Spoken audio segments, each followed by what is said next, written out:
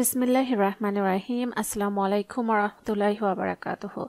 আশা করি মহান আল্লাহ সুবহানাহু ওয়া তাআলার অশেষ রহমত ও দয়া আপনারা প্রত্যেকেই ভালো আছেন, সুস্থ আছেন। প্রিয় দর্শক শ্রোতা, সকালবেলা ফজরের নামাজের পর অর্থবহ 4টি কালেমার জিকিরের কথা উল্লেখ করা হয়েছে, যা প্রতিদান প্রাপ্তিতে অতুলনীয়, যা সকালের পুরো সময় ধরে ইবাদতের চেয়ে ওজনের ভারী। রাসূল আকরাম সাল্লাল্লাহু আলাইহি ওয়াসাল্লামের ভাষায় 4 কালেমা সমৃদ্ধ এই জিকির সকালবেলার সর্বোত্তম জিকির। হাদিসে বর্ণিত সেই সেরা জিকিরটি কি? হাদিসে বর্ণনায় সুস্পষ্টভাবে ফুটে উঠেছে একটি ঘটনা।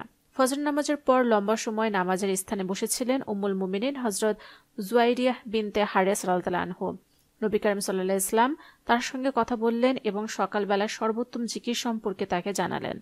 হাদিসটি তিনি এভাবে বর্ণনা করেন। উম্মুল মুমিনিন হযরত জুয়াইরিয়া রাদিয়াল্লাহু আনহু বর্ণনা করেন, রাসূল আকরাম সাল্লাল্লাহু আলাইহি ওয়াসাল্লাম প্রত্যুষ অর্থাৎ ফজরের নামাজ শেষ করে তার কাছ থেকে বের হলেন। যখন তিনি ফজরের নামাজ আদায় করলেন এবং তিনি নামাজের জায়গায় ছিলেন, এরপর তিনি দুহার পরে অর্থাৎ সূর্য ওঠার বেশ কিছু সময় পর ফিরে এলেন, তখনও তিনি বসেছিলেন। প্রিয় নবী হযরত মুহাম্মদ সাল্লাল্লাহু আলাইহি ওয়াসাল্লাম বললেন, আমি তোমাকে যে অবস্থায় রেখে গিয়েছিলাম তুমি কি সেই অবস্থায় আছো? তিনি বললেন, হ্যাঁ ইয়া রাসূল কারীম সাল্লাল্লাহু আলাইহি ওয়াসাল্লাম।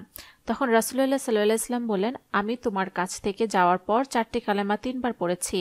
আজকে তুমি এ পর্যন্ত যা বলেছ তার সঙ্গে ওজন করলে এই কালেমা 4টির ওজনই বেশি হবে। কালেমাগুলো হলো বিসমিল্লাহির রহমানির রহিম, সুবহানাল্লাহি ওয়া বিহামদিহি আদাদা খালকিহি ওয়া রিদা নাফসিহি ওয়া জিনাতা আরশিহি ওয়া মিদাদা কালিমাতিহি। অর্থাৎ আল্লাহ পবিত্র আর সকল প্রশংসা তার। এ পবিত্রতা ও প্রশংসা তার সৃষ্ট বস্তুর সমান, তার নিজের সন্তুষ্টির সমান, তার আরশের ওজনের সমান, তার বাণীসমূহ লেখার কালের পরিমাণের সমান। সূত্র তিরমিজি শরীফ হাদিস নম্বর 3555, মুসলিম শরীফ হাদিস নম্বর 7088 এবং 7089। এই জিকিরটি অত্যন্ত মূল্যবান একটি জিকির, দোয়া বা তসবিহ। ফজর নামাজের পর মুনাজাতে এই দোয়াটি 3 বার পড়ে আল্লাহর নিকট যা কিছু চাইবেন আল্লাহ পাক আপনাকে তা দান করবেন ইনশাআল্লাহ। তবে কারো হাতে একান্ত সময় না থাকলে অন্তত একবার হলেও পড়বেন, তাহলে আল্লাহ তাআলা আপনার মনের সকল আশা পূরণ করবেন ইনশাআল্লাহ।